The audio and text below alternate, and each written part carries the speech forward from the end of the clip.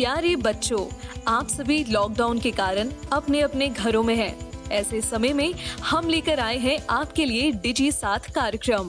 इसके माध्यम से आप प्रत्येक दिन सोमवार से शुक्रवार तक पूर्वाह्न 10 से 12 तथा अपराह्न 1 से 2 बजे तक अपने अपने कक्षाओं के अनुरूप कार्यक्रम देख सकेंगे।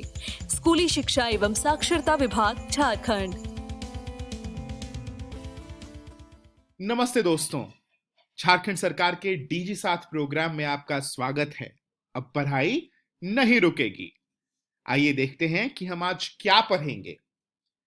कक्षा 10वीं में हम मैथ्स और साइंस पढ़ेंगे। मैथ्स में बहुपद पाठ को आगे पढ़ना शुरू करेंगे और साइंस में जैव प्रकरण का पाठ 4 और उसके कुछ रोचक प्रश्न बनाएंगे।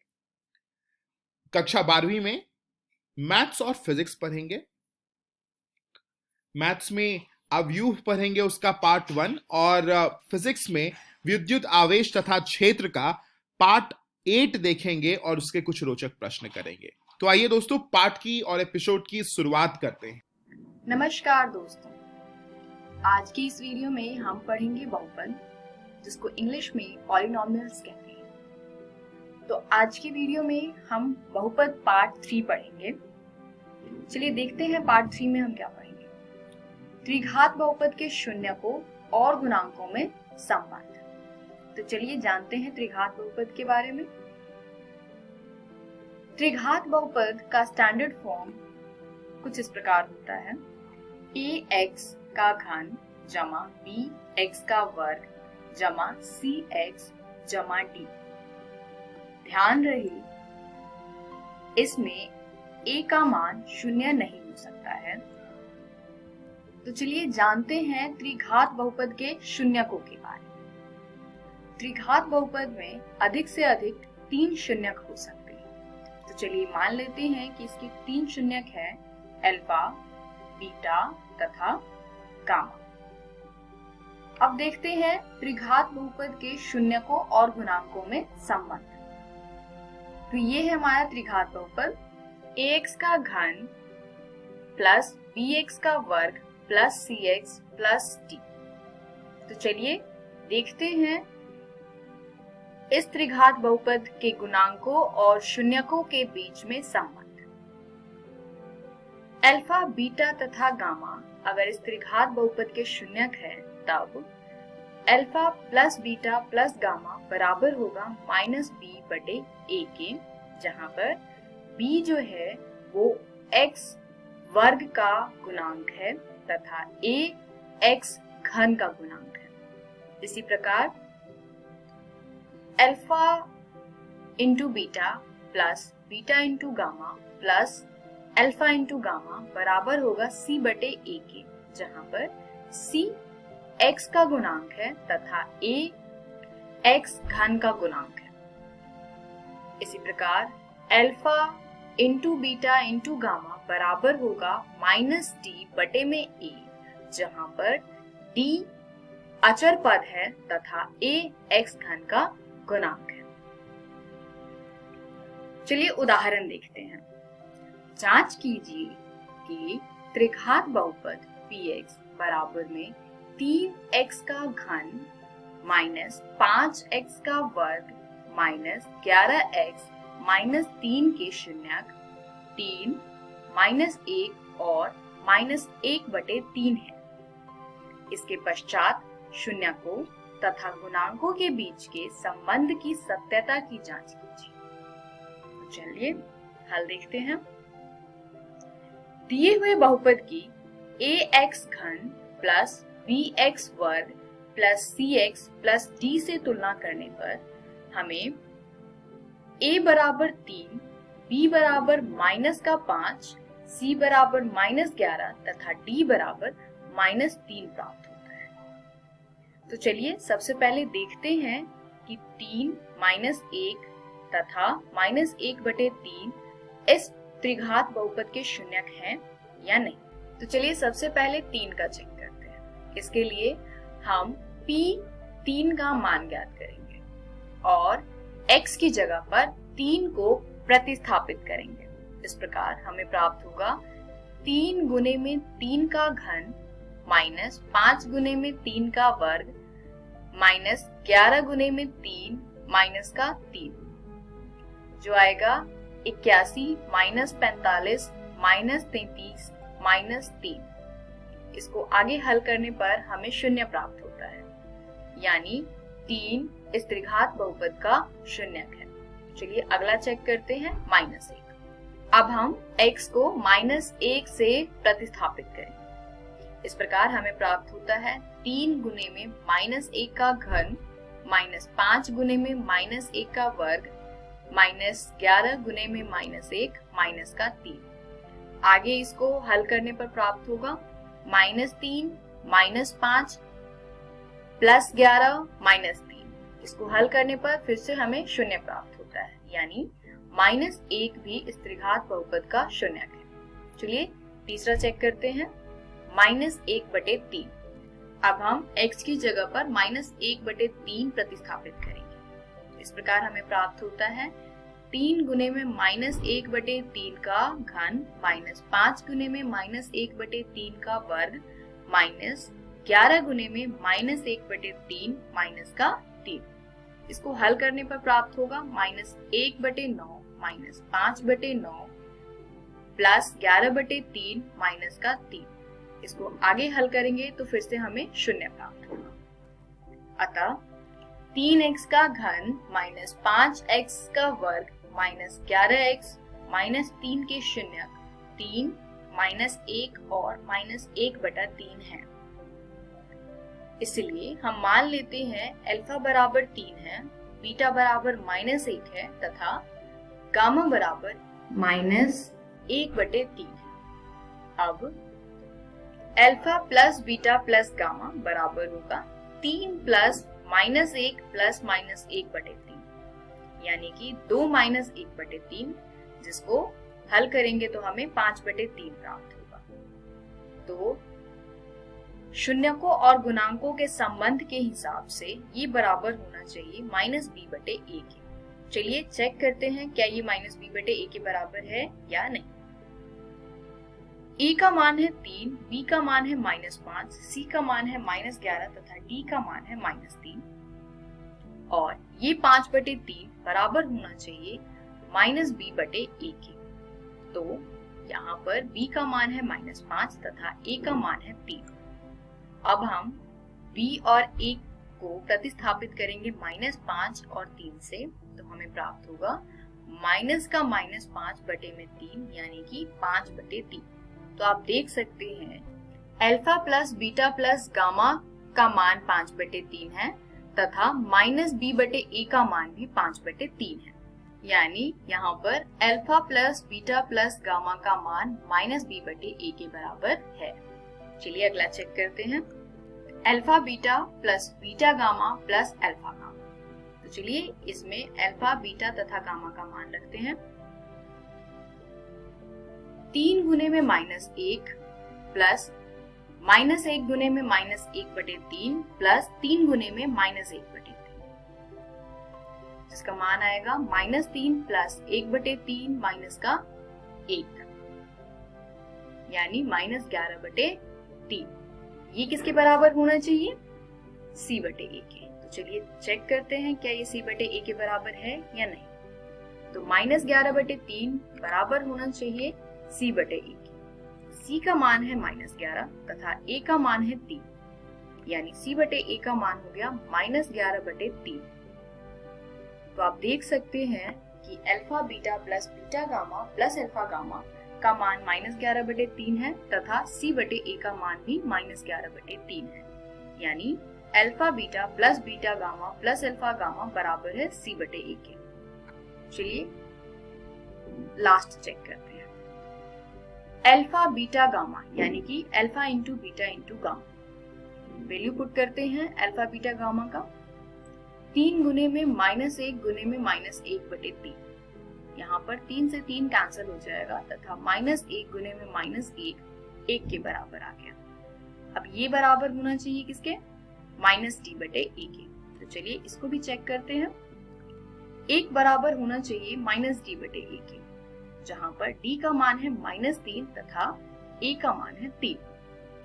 अब माइनस का -3/3 को हल करेंगे तो ये बराबर आएगा 1 के।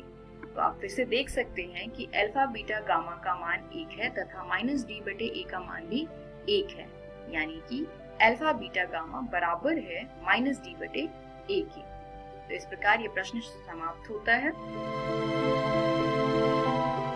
इस वीडियो में हमने सीखा कि एक त्रिघात बहुपद में alpha plus beta plus gamma का मान -b/a होता है, alpha beta plus beta gamma plus alpha gamma का मान c/a होता है तथा अल्फा बीटा गामा का मान -d/a होता है। अगली वीडियो में हम इसी को कंटिन्यू करेंगे, यानी बहुपद के शून्यकों और गुणांकों के बीच में संबंध के बारे में। धन्यवाद।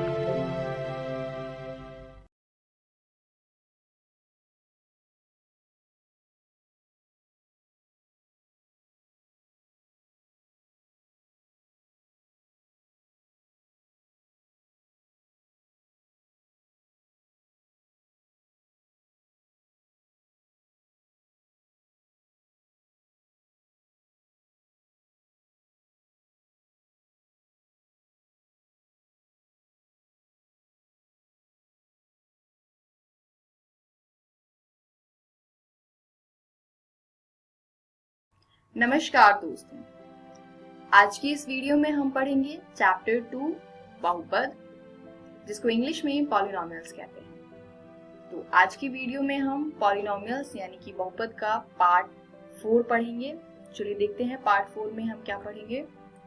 बहुपद के शून्यकों और गुणांकों में संबंध, इस टॉपिक पे बेस्ड कुछ इंपॉर्टेंट क्वेश्चंस इस वीडियो में हम करेंगे। चलिए पहले पढ़ते हैं द्विघात बहुपद के बारे में। इसके बारे में हमने पिछली वीडियोस में पढ़ा है, एक बार रिकॉल करते हैं। अगर हमें द्विघात बहुपद के दोनों शून्यक यानी अल्फा तथा बीटा दिया है तो हम द्विघात बहुपद कैसे निकालेंगे? तो उसका सूत्र यानी कि फॉर्मूला होता है x वर्ग minus alpha plus beta x plus alpha beta. आपने कुछ किताबों में सूत्र कुछ इस प्रकार भी देखा होगा, x वर्ग minus sx plus p। Actually s बराबर होता है अल्फा प्लस बीटा तथा p बराबर होता है अल्फा इंटू बीटा, यानी दोनों ही फॉर्मूला सेम है। बस हमने पहले वाले फॉर्मूले में अल्फा प्लस बीटा की जगह पर s लिखा है तथा अल्फा इंटू बीटा की जगह पर p लिखा है। तो आप दोनों में से किसी भी सूत्र का प्रयोग कर सकते हैं। चलिए एक उदाहरण देखते हैं जिससे हमें इस सूत्र को किस प्रकार प्रयोग करना है वो अच्छे से समझें।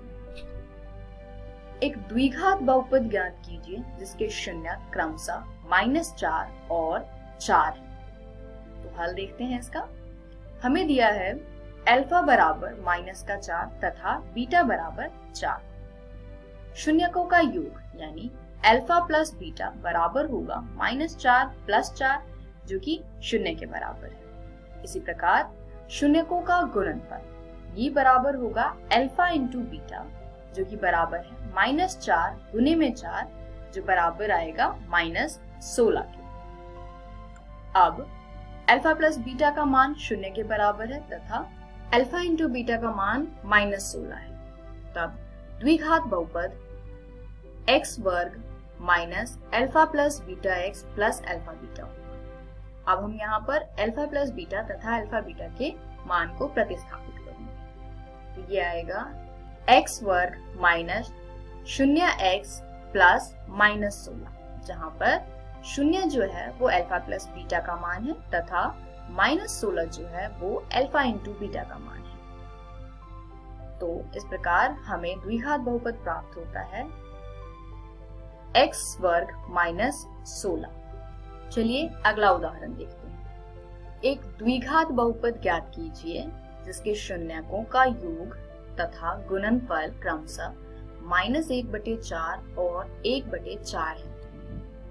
हल दिया है हमें शून्यकों का योग मतलब अल्फा प्लस बीटा का मान -1/4 तथा शून्यकों का गुणनफल यानी अल्फा इंटू बीटा का मान 1/4।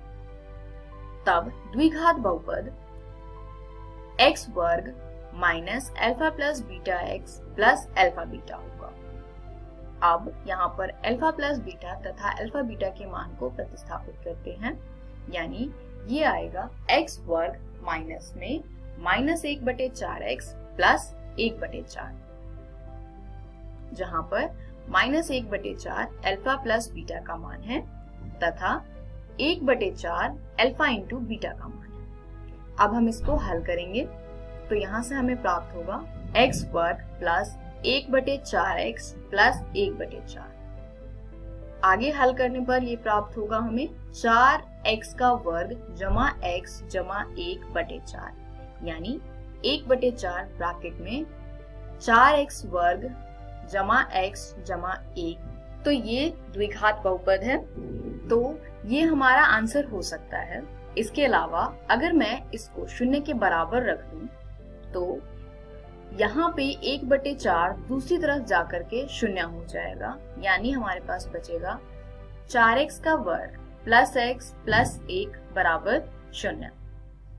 तो एक द्विघात बहुपद जिसमें दी गई शर्तें संतुष्ट होती हैं वो है 4x का वर्ग जमा x जमा 1। एक्चुअली ये दोनों ही बहुपद द्विघात बहुपद हैं जिसमें दी गई शर्तें संतुष्ट होती हैं। अगर आप 1/4 को दूसरी तरफ ले जाकर के शून्य के बराबर ना करें तभी भी आंसर सही है। अगला देखते हैं त्रिघात बहुपद। अगर आपको एक त्रिघात बहुपद में अल्फा बीटा गामा यानी शून्य दिया हुआ है तो हम त्रिघात बहुपद कैसे प्राप्त करेंगे? तो ये है इसका सूत्र जो आप अपनी नोटबुक में नोट कीजिए। x का घन minus alpha plus beta plus gamma x का वर्ग जमा alpha beta plus beta gamma plus alpha gamma x minus alpha beta gamma. तो चलिए एक उदाहरण देखते हैं। एक त्रिघात बहुपद ज्ञात कीजिए जिसके शून्यकों का योग दो शून्यकों को एक साथ लेकर उनके गुणनफलों का योग तथा तीनों शून्यकों के गुणनफल क्रमशः 2, -7 तथा -14 हो। हल देखते हैं। हमें दिया है alpha plus beta plus gamma का मान 2, alpha beta plus beta gamma plus alpha gamma बराबर -7 तथा अल्फा बीटा गामा बराबर -14।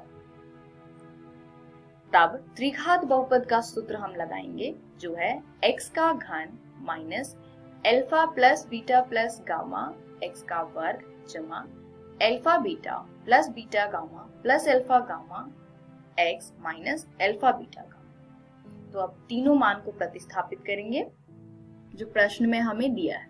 तो ये आएगा x का घन माइनस 2x का वर्ग प्लस माइनस का 7x माइनस का -14, जहां पर 2 alpha plus beta plus gamma का मान है, माइनस का 7 alpha beta plus beta gamma plus alpha gamma का मान है तथा -14 alpha into beta into gamma का मान। अब इसको हल करते हैं आगे। तो ये आएगा x का घन माइनस 2x का वर्ग माइनस 7x प्लस 14, यानी ये वो त्रिघात बहुपद है जिसमें दिए हुए सारे शर्तें संतुष्ट होती हैं। इसी के साथ आज की वीडियो समाप्त होती है। इस वीडियो में हमने सीखा कि एक द्विघात बहुपद के शून्यकों और गुणांकों में संबंध होता है। अल्फा प्लस बीटा बराबर होगा -b बटे में a तथा अल्फा गुने में बीटा बराबर होगा c बटे में a। इसी प्रकार त्रिघात बहुपद के शून्यकों और गुणांकों में संबंध होता है alpha plus beta plus gamma बराबर -b बटे a, alpha beta plus beta gamma plus alpha gamma बराबर c बटे a तथा अल्फा बीटा गामा बराबर -d बटे a। अगली वीडियो में हम पढ़ेंगे बहुपदों के लिए विभाजन एल्गोरिथम।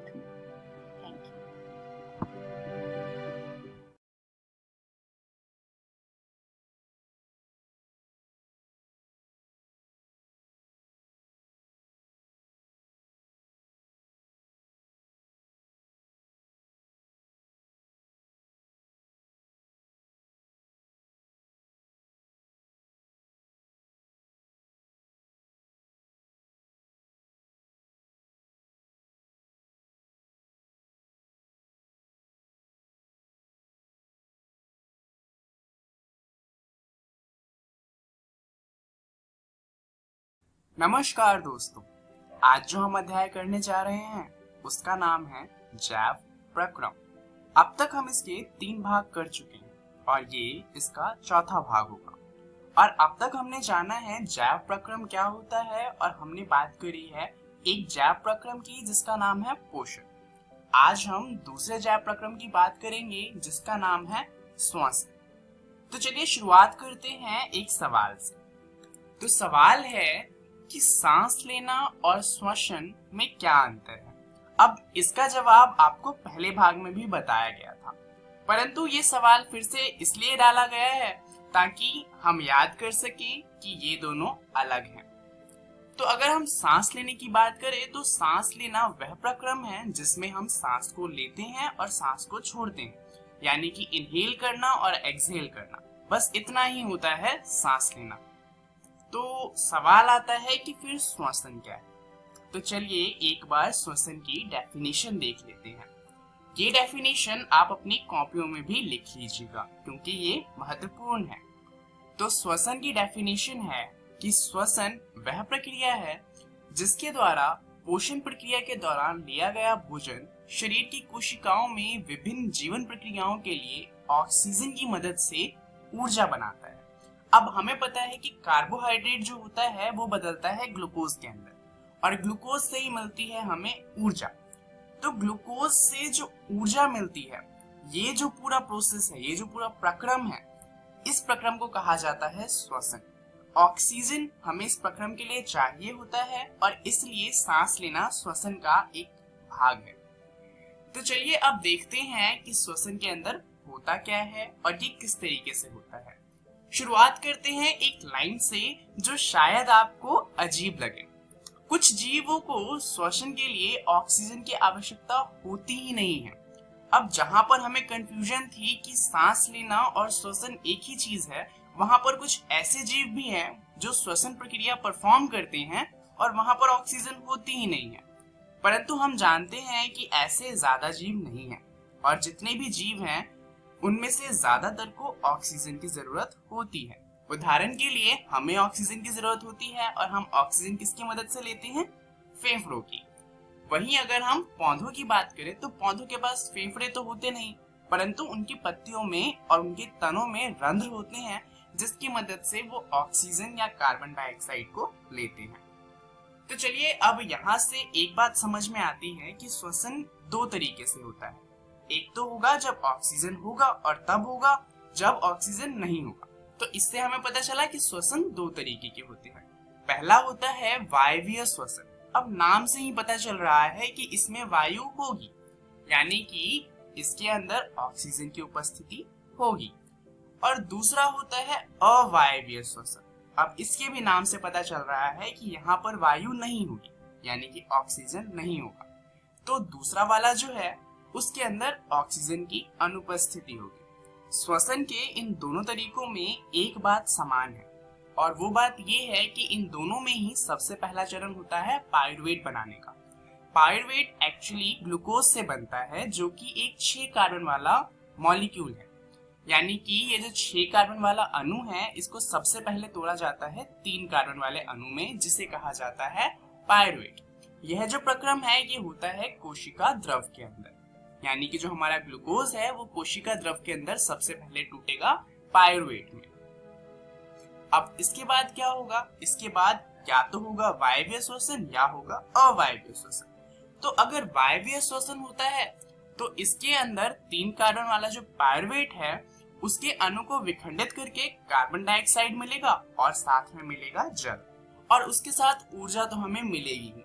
तो ये कुछ इस तरीके से होगा। पायरुवेट में ऑक्सीजन आएगा जो कि हम श्वसन में सांस लेने से लेते हैं, और ये होगा माइटोकॉन्ड्रिया के अंदर जहां पर कार्बन डाइऑक्साइड गैस निकलेगी जो हम श्वसन से वापस बाहर छोड़ देते हैं। जल मिलेगा जिसका हम कई तरीकों से यूज करते हैं, और साथ में मिलेगी ऊर्जा जिसके लिए ये पूरा प्रक्रम किया गया था, और इस ऊर्जा का हम इस्तेमाल करेंगे हमारे बहुत सारे कामों के लिए।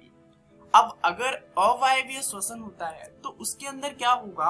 हो सकता है कि उसके अंदर इथेनॉल और कार्बन डाइऑक्साइड बने, और हो सकता है ये ना बने। हम अभी जानेंगे कि क्या होगा अगर इथेनॉल और कार्बन डाइऑक्साइड नहीं बनता। और ऐसा क्यों होता है।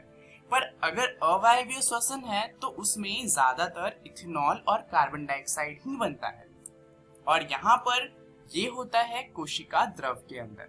यहाँ पर हमें मिलेगा कार्बन डाइऑक्साइड गैस और इथेनॉल जो कि एक अल्कोहल है, और साथ में मिलेगी ऊर्जा। परंतु ये वाली जो ऊर्जा होती है ये वायवीय श्वसन में जितनी ऊर्जा मिलती है उससे काफी कम होती है। ये इसके उदाहरण हम ले सकते हैं कि ये यीस्ट सेल के अंदर होते हैं। अब कई बार क्या होता है कि हमारे पैरों में दर्द होता है जब हम बहुत ज्यादा एक्सरसाइज करते हैं या बहुत ज्यादा भागते हैं। अब इसका कारण ये है कि हमारे पैरों में बनती है लैक्टिक एसिड, और ये जो लैक्टिक अम्ल है इसका बनने का कारण होता है ऑक्सीजन की कमी। अब ऑक्सीजन की कमी क्यों होगी?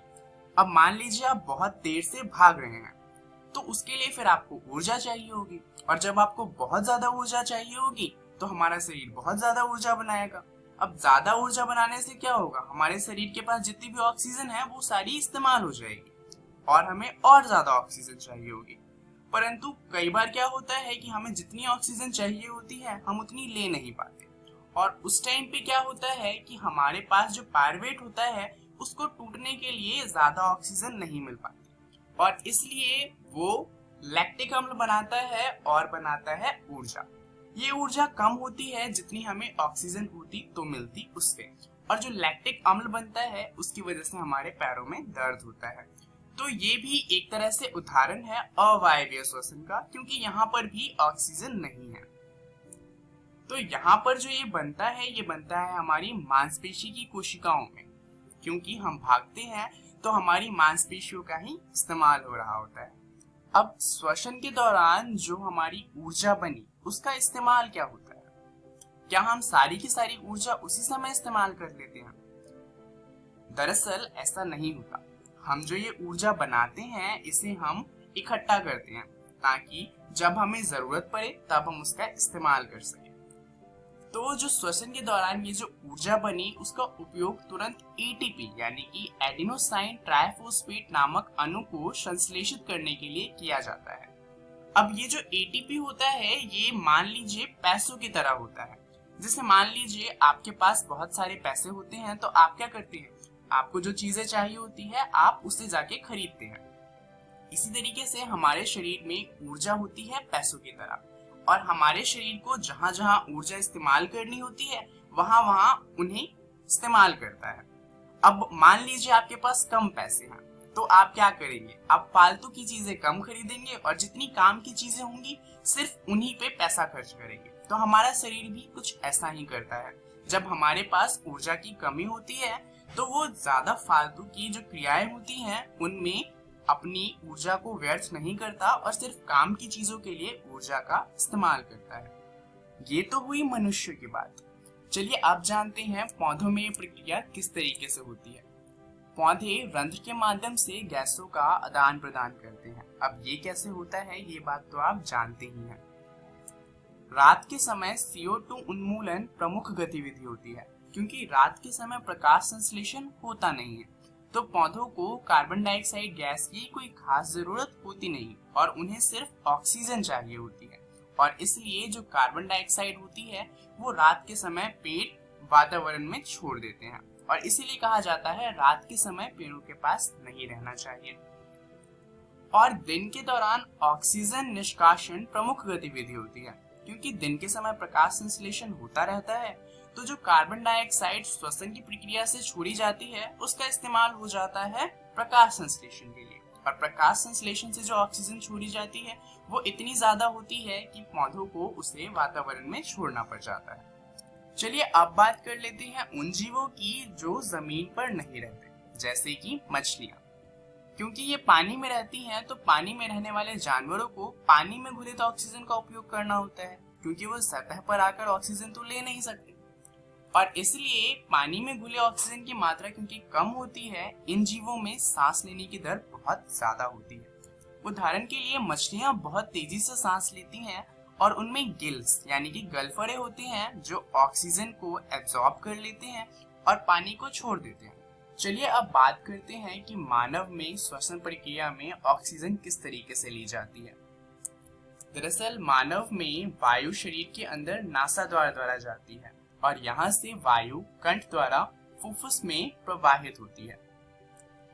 कंठ में उपास्थि के वलय उपस्थित होते हैं और यह सुनिश्चित करते हैं कि वायु मार्ग निपतित न हो जाए। उसके अलावा फुफ्फुस के अंदर मार्ग छोटी छोटी नलिकाओं में विभाजित हो जाता है जो अंत में गुब्बारे जैसी संरचना में अंतकृत हो जाते हैं और इन संरचनाओं को कहा जाता है कुपिका। कुपिका कुछ इस तरह का दिखता है। कुपिका रुधिर वाहिका का रुधिर कुपिका में मौजूद वायु से ऑक्सीजन लेकर शरीर के सभी कोशिकाओं तक पहुंचाता है और ये काम होता है हीमोग्लोबिन से, क्योंकि हीमोग्लोबिन ऑक्सीजन के साथ अभिक्रिया करता है और ऑक्सीजन को लेकर सभी कोशिकाओं तक पहुंचाता है। तो चलिए जानते हैं इस वीडियो में हमने बात क्या करी। दरअसल इस वीडियो में हमने जाना श्वसन के बारे में। इसके बारे में आप और ज्यादा अपनी एनसीईआरटी की किताब के जैव प्रक्रम वाले अध्याय में पढ़ सकते हैं। वहां पर आपको पढ़ना है श्वसन, जहां पर आपको इन सभी के बारे में और अच्छे से डिटेल्स मिल जाएंगी। चलिए जान लेते हैं कि अगली वीडियो में हम क्या जानने वाले हैं। अगली वीडियो में हम नया जैव प्रक्रम शुरू करेंगे जो कि है वहन। तो आपको दो काम करने हैं। पहला काम आपका है कि आपको श्वसन अच्छे से पढ़कर आना है और दूसरा आपका काम है कि जब अगली कक्षा होगी तो उस समय आपको वहन अच्छे से पढ़कर आना है, जिससे आपको वहन और अच्छे से समझ में आए। इस वीडियो के लिए इतना ही।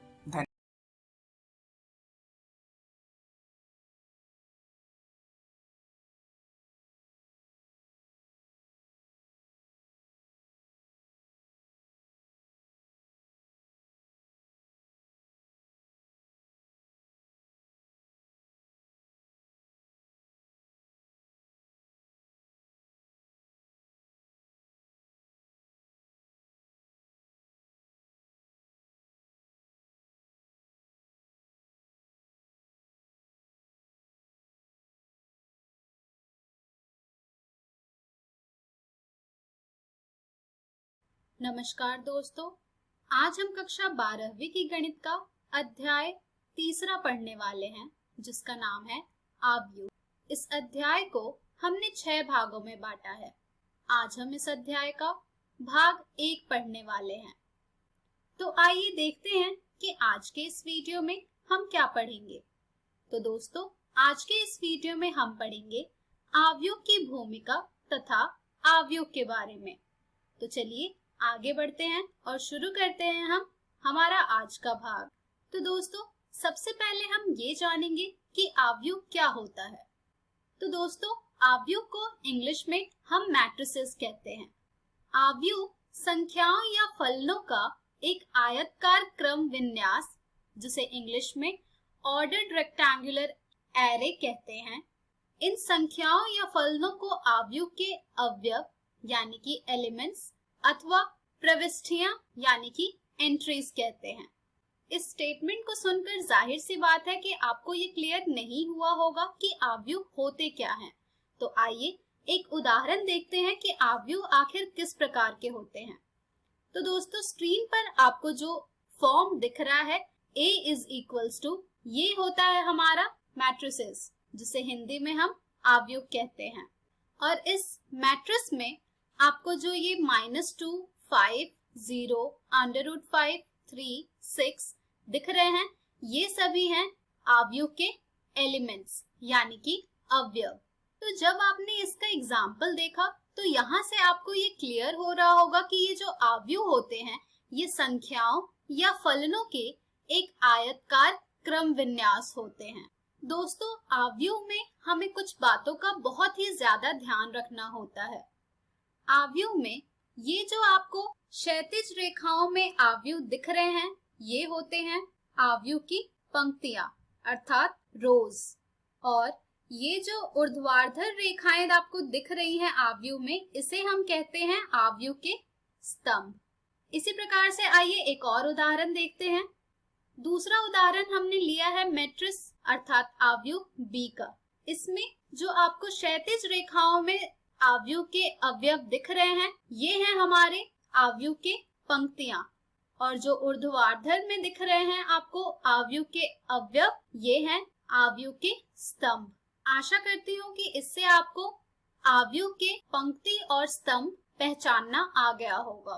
तो दोस्तों, मैट्रिक्स के उदाहरण से अगर मैं आपसे यहाँ पर ये पूछूं कि ये जो मैट्रिक्स आपको स्क्रीन पर दिख रहा है, इसमें कितने पंक्ति और कितने स्तंभ है, अर्थात कितने रोज और कितने कॉलम है, क्या ये आप बता पाएंगे? तो ये आप बड़े ही आसानी से बता पाएंगे। ये जो आपका मैट्रिक्स है, इसमें 3 पंक्तियां तथा 2 स्तंभ है। इसी प्रकार से स्क्रीन पर आपको जो ये दूसरा मैट्रिक्स दिख रहा है, इस मैट्रिक्स में हमारे पास 3 पंक्तियां तथा 3 स्तंभ है। तो इस प्रकार से आप मैट्रिक्स की पंक्तियां और स्तंभ ज्ञात कर सकते हैं। तो दोस्तों, आव्यूह जो है वो गणित के सर्वाधिक शक्तिशाली साधनों में से एक है, जो कि हमारे कार्य को काफी हद तक सरल कर देता है, और ये आप इस अध्याय में सीखेंगे और फिर इसका प्रयोग करेंगे। चलिए दोस्तों, अब हम ये सीखेंगे कि आखिर आव्यूह को हम किस प्रकार से निरूपित करते हैं। मान लीजिए कि हम राधा तथा उसके 2 मित्रों फौजिया तथा सिमरन के पास की पुस्तिकाओं तथा कलमों की निम्नलिखित सूचना को व्यक्त करना चाहते हैं। राधा के पास 15 पुस्तिकाएं तथा 6 कलम है, फौजिया के पास 10 पुस्तिकाएं तथा 2 कलम है, सिमरन के पास 13 पुस्तिकाएं तथा 5 कलम है। अब ये जो हमारे पास इंफॉर्मेशन है, इसे अगर हम मैट्रिक्स के रूप में लिखना चाहेंगे तो इसे हम किस तरह से लिख पाएंगे? तो सबसे पहले हम इस सूचना से देखते हैं कि हमारे पास क्या जानकारी है। तो हमारे पास जानकारी है पुस्तिकाएं और कलम की, जो कि राधा के पास है 15 तथा 6, फौजिया के पास है 10 तथा 2 और सिमरन के पास है 13 तथा 5। इसे जब आप आव्यूह के रूप में लिखेंगे तो आप कुछ इस प्रकार से लिखेंगे, जो कि आपको स्क्रीन पर दिख रहा होगा। इसी प्रकार से आप इस निम्नलिखित सूचना को किसी और तरीके से भी लिख सकते हैं, और वो जो दूसरा तरीका होगा वो ये होगा, जो कि आप स्क्रीन पर देख पा रहे हैं, जिसमें कि क्षैतिज में आ जाएगी आपकी पुस्तिकाएं और कलम, और ऊर्ध्वाधर में आ जाएगी राधा, फौजिया तथा सिमरन। इन सभी की संख्याओं को जब आप प्रतिस्थापित करेंगे तो आपके पास कुछ इस प्रकार का डेटा आएगा। अब इसे जब आप मैट्रिक्स अर्थात आव्यूह के रूप में निरूपित करेंगे तो आपको कुछ इस प्रकार का मैट्रिक्स प्राप्त होगा। तो इस तरह दी हुई सूचना से आप उसे मैट्रिक्स के रूप में परिवर्तित कर सकते हैं। चलिए दोस्तों, अब हम सीखेंगे कि आव्यूह की कोटि अर्थात ऑर्डर ऑफ अ मैट्रिक्स हम कैसे प्राप्त करते हैं। तो आइए सबसे पहले ये जानते हैं कि आव्यूह की कोटि होती क्या है। m पंक्तियों तथा n स्तंभों वाले किसी आव्यूह को m क्रॉस n कोटि अर्थात ऑर्डर का आव्यूह अर्थात केवल m क्रॉस n आव्यूह कहते हैं। यानी कि अगर आपके पास कोई आव्यूह है जिनमें m पंक्तियां हैं तथा n स्तंभ है, तो उस आव्यूह की जो कोटि हो जाएगी वो हो जाएगी m क्रॉस n, जिसे आप m क्रॉस n आव्यूह भी कहते हैं। मान लीजिए हमने एक मैट्रिक्स लिया है A, जो कि आप स्क्रीन पर देख पा रहे हैं। अब आपसे ये कहा जाए कि इस मैट्रिक्स की ऑर्डर बताने को, तो ये आप कैसे ज्ञात करेंगे? तो यहाँ पर हमारा जो सबसे पहला कार्य होगा वो होगा कि हमें ये देखना कि कितनी पंक्तियां हैं हमारे दी गई मैट्रिक्स में। तो इस मैट्रिक्स में दी गई जो पंक्तियां हैं वो है 1, 2, 3। तो यहाँ पर हमारे पास 3 पंक्तियां हैं तथा इस दी गई मैट्रिक्स में 2 स्तंभ है। तो यहाँ से हमारे आव्यूह की कोटि हमें प्राप्त हो रही है m क्रॉस n के माध्यम से 3 क्रॉस 2। तो इस दिए गए आव्यूह की कोटि हमें प्राप्त हुई है 3 क्रॉस 2। इसी प्रकार से हमने एक और आव्यूह का उदाहरण लिया, जो कि आपको स्क्रीन पर दिख रहा है। अब आपसे ये पूछा जाए कि इस आव्यूह की कोटि क्या होगी, तो ये आप कैसे बताएंगे? ये भी आप बड़े ही आसानी से बता सकते हैं, पंक्तियां और स्तंभ की संख्या ज्ञात करके। तो यहाँ पर अगर आप देखें तो आपके पास कुल 3 पंक्तियां हैं तथा 3 स्तंभ है। तो आपके आव्यूह की कोटि यहाँ पर आपको जो प्राप्त होगी वो होगी 3 क्रॉस 3। आइए अब हम सीखेंगे एक सामान्य आव्यूह में कि किस प्रकार से उसकी कोटि हम ज्ञात करेंगे। तो स्क्रीन पर आपको एक m क्रॉस n अवयव दिख रहा है, जिसमें कि ये m क्रॉस n कैसे हुआ है? ये m क्रॉस n इसलिए हुआ है क्योंकि यहाँ पर m पंक्तियां हैं तथा n स्तंभ है। तो यहाँ पर हमारे जो मैट्रिक्स की ऑर्डर हम ज्ञात करेंगे वो हो जाएगा matrix Aij m cross n, जहाँ पर हमारा जो i होगा वो 1 से बड़ा तथा बराबर होगा i के, और हमारा जो i होगा वो m से छोटा तथा बराबर होगा। इसी तरह हमारा जो j होगा वो 1 से बड़ा तथा बराबर होगा j के, और जो हमारा j होगा वो n से छोटा तथा बराबर होगा। तो यहाँ पर Aij से आपको क्या समझ आ रहा है? तो यहाँ पर Aij हमारे iवीं पंक्ति और jवें स्तंभ में आने वाले अव्यय को कहा जा रहा है। हम इसे A का ijवां अवयव भी कह सकते हैं। किसी m क्रॉस n अवयव में अवयवों की संख्या mn होती है। आइए एक उदाहरण से Aij वाला कॉन्सेप्ट क्लियर करते हैं। हमने जो उदाहरण लिया है वो है, एक ऐसे 3 क्रॉस 2 अवयव की रचना कीजिए जिसके अवयव Aij बराबर 1/2 मोड i घटा 3j द्वारा प्रदत्त है। यानी कि यहाँ पर हमें एक ऐसा मैट्रिक्स बनाना है जो कि 3 क्रॉस 2 ऑर्डर का हो, यानी कि उसके 3 रोज तथा 2 कॉलम हो, और उसका जो एलिमेंट है Aij वो यहाँ पर हमें डिफाइन किया गया है 1/2 मॉड i माइनस 3j। तो आइए देखते हैं कि इसे हम किस प्रकार से ज्ञात करेंगे। तो दोस्तों, ऐसे में हमारा जो सबसे पहला कार्य होता है वो होता है कि 3 क्रॉस 2 अवयव की रचना करना, अर्थात उसे कुछ इस प्रकार से निरूपित करना। तो 3 क्रॉस 2 में जाहिर सी बात है कि उसके जो अवयव होंगे वो होगा A11, A12, A21, A22, A31, A32। तो अब हम एक एक करके हमारे इन सभी एलिमेंट्स का मान ज्ञात करेंगे और फिर इसे प्रतिस्थापित करेंगे, जिससे कि हमारा 3 क्रॉस 2 अवयव प्राप्त हो जाएगा। तो आइए Aij के माध्यम से ज्ञात करते हैं हम A11, A12, A21, A22, A31, A32। तो यहाँ पर जो हमारा Aij दिया हुआ है वो है 1/2 मॉड i माइनस 3j, जहाँ पर हमारा i होगा 1, 2, 3 और j होगा 1, 2। तो जब हम यहाँ पर इसे प्रतिस्थापित करेंगे तो हमें यहाँ से प्राप्त होगा A11 is equals to 1/2 mod 1 minus 3 multiplied by 1 which is equals to 1। इसी तरह हमें A12 मिल जाएगा 1/2 mod 1 minus 3 multiplied by 2 which is equals to 5/2। इसी तरह जब आप ज्ञात करेंगे A21 तो आपको मिलेगा 1/2 mod 2 minus 3 multiplied by 1 which is equals to 1/2। इसी तरह से आपको A22 मिल जाएगा 1/2 mod 2 minus 3 multiplied by 2 which is equals to 2। इसी तरह से आपको A31 मिल जाएगा 1/2 mod 3 minus 3 multiplied by 1 which is equals to 0 and A32 which is equals to 1/2 mod 3 minus 3 multiplied by 2 which is equals to 3/2। तो देखा आपने कि किस तरह आप Aij के माध्यम से सभी एलिमेंट्स ज्ञात कर सकते हैं। चलिए अब हम इन्हें प्रतिस्थापित करेंगे हमारे अभिष्ट अवयव में। तो हमारा अभिष्ट अवयव हमें प्राप्त होगा A is equals to 1, 5/2, 1/2, 2, 0, 3/2।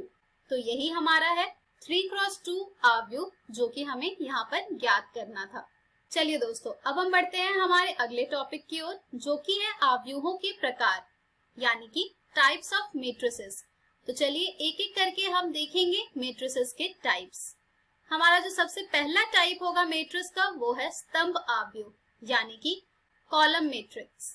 Screen पर आपको एक एग्जाम्पल दिख रहा है मैट्रिक्स का, जिसमें आप देख पा रहे हैं कि इस मैट्रिक्स में केवल एक स्तंभ है।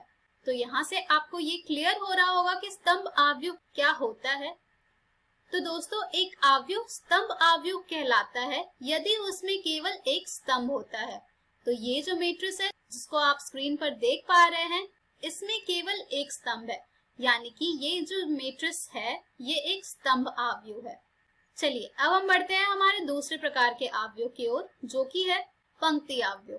पंक्ति अवयव का उदाहरण हमने एक स्क्रीन पर लिखा है, जिसको देखकर आपको क्लियर हो रहा होगा कि पंक्ति अवयव क्या होती है। तो दोस्तों, एक अवयव पंक्ति अवयव कहलाता है यदि उसमें केवल एक पंक्ति होती है। तो जाहिर सी बात है, देखिए कि ये जो मैट्रिक्स है इसमें केवल एक पंक्ति है, तो ये हमारा हो गया पंक्ति अवयव। हमारा अगला मैट्रिक्स है वर्ग अवयव। स्क्रीन पर आपको हमने एक एग्जाम्पल दिया है मैट्रिक्स बी का। अगर आप इसे देखेंगे तो यहाँ से आपको इसका तात्पर्य समझ आएगा कि एक अवयव जिनमें पंक्तियों की संख्या स्तंभों की संख्या के समान होती है एक वर्ग अवयव कहलाता है। यानी कि वैसे अवयव जिनमें पंक्ति की संख्या जो होगी वो स्तंभ की संख्या के बराबर होगी, वो होगा हमारा एक वर्ग अवयव। इस एग्जाम्पल में देखिए हमारे पास 3 पंक्तियां हैं और 3 स्तंभ है, यानी कि ये जो अवयव है ये एक वर्ग अवयव है। इसी प्रकार से हमारा जो अगला अवयव है वो है विकर्ण अवयव। स्क्रीन पर आपको हमने एक उदाहरण दिखाया है विकर्ण अवयव का, जिससे कि ये स्पष्ट हो रहा है कि एक वर्ग अवयव b = bij m × n विकर्ण अवयव कहलाता है यदि विकर्ण के अतिरिक्त इसके अन्य सभी अवयव शून्य होते हैं। यानी कि वैसे स्क्वायर मैट्रिक्स जिनमें उसका डायगोनल के अलावा सभी जो एलिमेंट्स होते हैं वो 0 होते हैं, वैसे मैट्रिक्स को हम लोग कहते हैं विकर्ण अवयव। इसी के साथ हमारा अगला जो टाइप है वो है अदिश अवयव, जिसे हम इंग्लिश में कहते हैं स्केलर मैट्रिक्स। स्क्रीन पर आपको एक स्केलर मैट्रिक्स का एग्जाम्पल हमने दिखाया है, जिससे कि ये आपको पता लग रहा होगा कि एक विकर्ण अवयव अदिश अवयव कहलाता है यदि इसके विकर्ण के अवयव समान होते हैं। यानी कि जो डायगोनल मैट्रिक्स होता है वो स्केलर मैट्रिक्स तब कहलाता है जब उसके डायगोनल्स के जो भी एलिमेंट्स हैं वो सभी इक्वल हो। इसी प्रकार से हमारा जो अगला मैट्रिक्स का टाइप है वो है तत्समक अवयव, जिसका कि एग्जाम्पल आपको स्क्रीन पर दिखाया जा रहा है। एक स्क्वायर मैट्रिक्स जिसके विकर्ण के सभी अवयव 1 होते हैं तथा शेष अन्य सभी अवयव 0 होते हैं, तत्समक अवयव कहलाता है। यानी कि आइडेंटिटी मैट्रिक्स वो स्क्वायर मैट्रिक्स होता है जिसके डायगोनल के सभी एलिमेंट्स 1 होते हैं और बाकी सभी एलिमेंट्स 0 होते हैं। तो ऐसे मैट्रिक्स को हम लोग कहते हैं आइडेंटिटी मैट्रिक्स, यानी कि तत्समक अवयव। इसके बाद हमारा जो अवयव है वो है शून्य अवयव, जिसका कि एग्जाम्पल आपको हमने स्क्रीन पर दिखाया है, जिससे कि आपको स्पष्ट हो रहा होगा कि एक अवयव शून्य अवयव अथवा रिक्त अवयव कहलाता है यदि इसके सभी अवयव 0 होते हैं।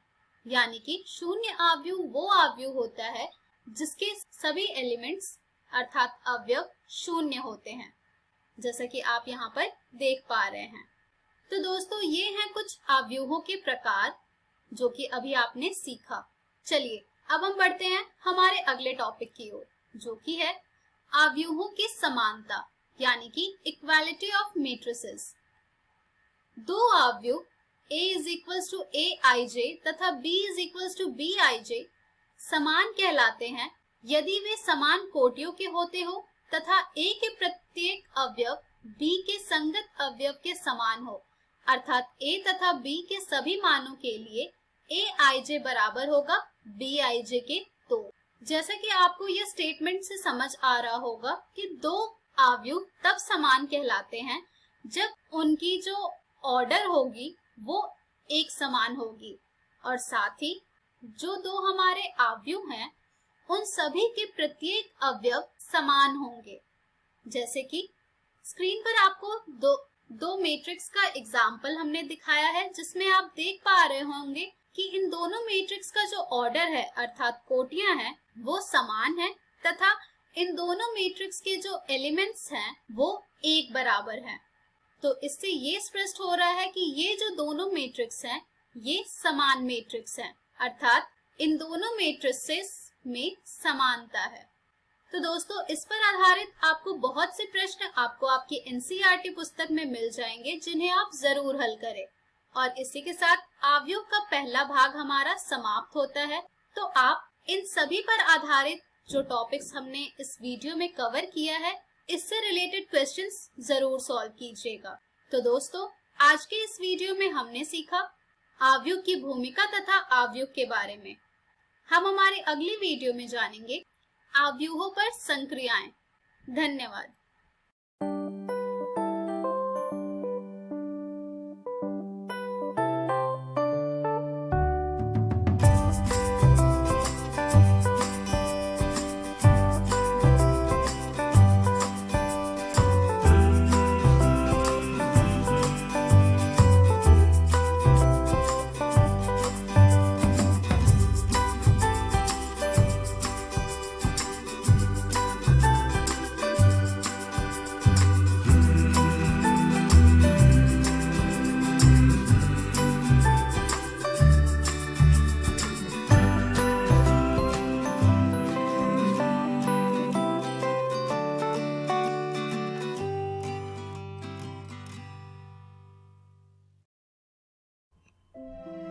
हेलो दोस्तों, welcome to this physics video lecture.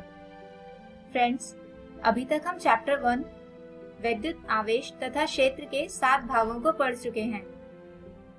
आज हम इसका 8वां भाग समझेंगे और इस 8वें भाग में हम समझेंगे कि जब किसी द्विध्रुव को किसी एक समान बाह्य क्षेत्र में रखा जाता है तो वो किस तरह से बिहेव करता है, यानी एक समान बाह्य क्षेत्र में द्विध्रुव। दोस्तों, इसे समझने के लिए सबसे पहले मान लेते हैं कि यहाँ पर एक समान वैद्युत क्षेत्र E कुछ इस दिशा में फ्लो कर रहा है। अब हम इसमें किसी एक विद्युत द्विध्रुव को रखते हैं। यहाँ पर जैसा कि आप देख सकते हैं कि यह द्विध्रुव विद्युत क्षेत्र की दिशा में न होकर कुछ टेढ़ी रखी है। इसकी अलग अलग स्थिति के बारे में हम बाद में विचार करेंगे। अभी अगर हम देखें तो यह पाते हैं कि द्विध्रुव अपनी प्रारंभिक स्थिति में बदलाव लाती है और विद्युत क्षेत्र की दिशा में घूम जाती है। यानी हम कह सकते हैं कि किसी एक समान बाह्य क्षेत्र में विद्युत द्विध्रुव स्वयं को विद्युत क्षेत्र की दिशा के अनुदिश कर लेते हैं। आइए समझते हैं कि आखिर ऐसा होता क्यों है। मान लीजिए कि यहाँ पर एक विद्युत क्षेत्र कुछ इस दिशा में है, जिसमें हमने एक द्विध्रुव रखा है, जिसमें धनात्मक आवेश बिंदु A तथा ऋणात्मक आवेश बिंदु B पर रखा है। दोस्तों, यहाँ पर हमने केवल विद्युत क्षेत्र की दिशा को दर्शाने के लिए एक ही एरो बनाया है। अब जैसे कि हम जानते हैं कि धनात्मक आवेश विद्युत क्षेत्र की दिशा में जाना चाहेंगे, क्योंकि विद्युत क्षेत्र एक धनात्मक आवेश से ही उत्सर्जित होता है और दो समान आवेश एक दूसरे को प्रतिकर्षित यानी रिपेल करते हैं। यानी बिंदु A या धनात्मक आवेश पर लगने वाला बल होगा प्लस QE, जबकि बिंदु B पर रखा ऋणात्मक आवेश विद्युत क्षेत्र की दिशा के विपरीत यानी नीचे की ओर जाएंगे और इस आवेश पर लगने वाला बल का परिमाण होगा ऋणात्मक QE।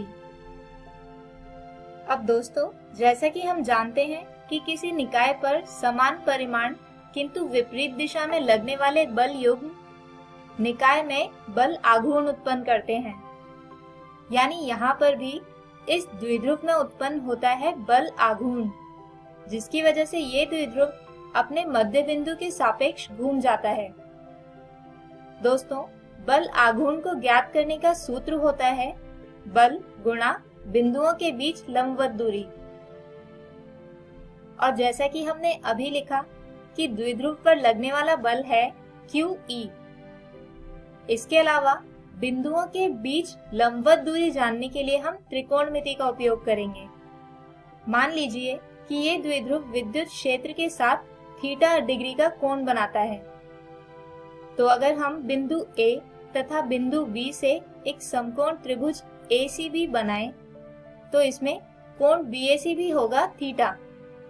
यानी यहाँ पर दोनों बिंदुओं या आवेशों के बीच लंबवत दूरी है AC, जिसका मान होगा 2A sin थीटा। तो दोनों ही राशियों का मान बल आघूर्ण के फॉर्मूला में रखें तो बल आघूर्ण टाउ आता है QE गुणा 2A sin थीटा।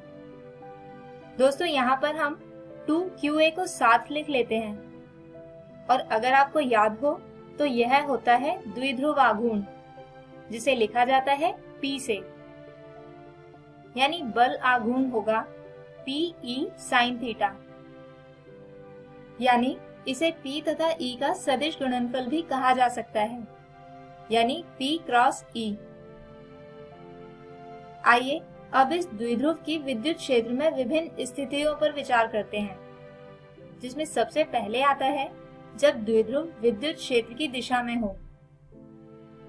दोस्तों इस परिस्थिति में विद्युत क्षेत्र तथा द्विध्रुव आघूर्ण के बीच बनने वाला कोण होता है 0 डिग्री।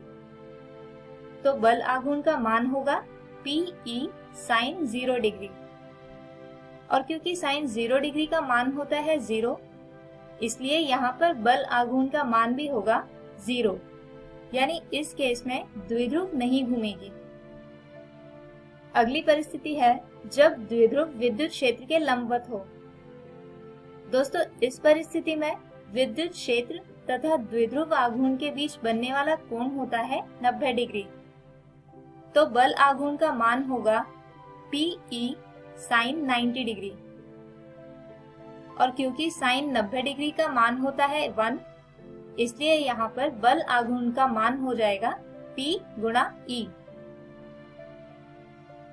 आइए अब आज के वीडियो में समझाए गए विषय पर आधारित एक उदाहरण समझते हैं। प्रश्न है, समान आवेश 2 कूलम और ऋणात्मक 2 कूलम को 2 सेंटीमीटर की दूरी से अलग करने वाले विद्युत द्विध्रुव को 30 डिग्री के कोण पर 0.225 न्यूटन प्रति कूलम के विद्युत क्षेत्र में रखा गया है। द्विध्रुव में उत्पादित बल आघूर्ण की गणना करें। दोस्तों जैसा कि हमें प्रश्न में दिया गया है कि यहाँ पर ये द्विध्रुव विद्युत क्षेत्र से थीटा यानी 30 डिग्री का कोण बनाती है, तो यहाँ पर हम हमें दी हुई राशियां लिख लेते हैं, जो हैं Q बराबर 2 कूलम, इसके अलावा 2A बराबर है 2 सेंटीमीटर, या फिर इसे लिख सकते हैं 0.02 मीटर। इसके अलावा E यानी विद्युत क्षेत्र है 0.225 न्यूटन प्रति कूलम, और थीटा एंगल दिया हुआ है 30 डिग्री। अब जैसे कि हम जानते हैं कि बल आघूर्ण होता है P क्रॉस E या 2QA E sin थीटा। तो दोस्तों यहाँ हम सभी राशियों का मान इस समीकरण में रख देते हैं तथा इन्हें हल करने पर आता है बल आघूर्ण का मान, जो होगा 0.0045 न्यूटन मीटर। तो दोस्तों हमारे आज के इस वीडियो में हमने समझा कि किसी एक समान बाह्य क्षेत्र में रखा कोई विद्युत द्विध्रुव किस प्रकार बल आघूर्ण उत्पन्न करता है। हमारे अगले वीडियो में हम शुरू करेंगे अपना अगला अध्याय, स्थिर वैद्युत विभव तथा धारिता। तब तक के लिए take care and good bye.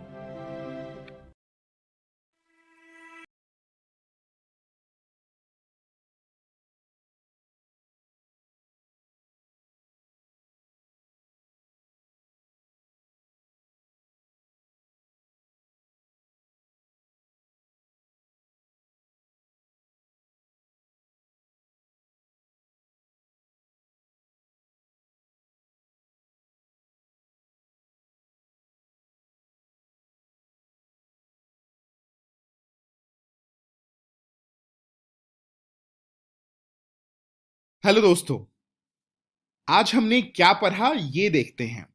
दोस्तों हमने 10वीं में मैथ्स और साइंस के बहुपद और जैव प्रकरण के पाठ का अध्ययन किया और क्लास 12th में मैथ्स और फिजिक्स पढ़ा, जिसमें आव्यूह और विद्युत आवेश तथा क्षेत्र को कवर किया। दोस्तों अब देखते हैं हम कि कल क्या पढ़ेंगे।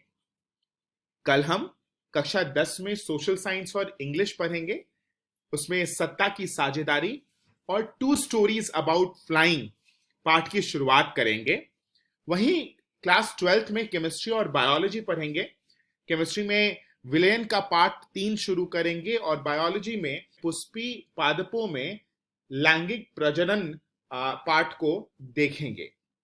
एक जरूरी सूचना, दोस्तों, जो एपिसोड अभी आपने देखा उसका पुनः प्रसारण YouTube चैनल पे किया जाएगा इकोवेशन के। आप डीजी साथ इकोवेशन सर्च करके यहां तक पहुंच सकते हैं।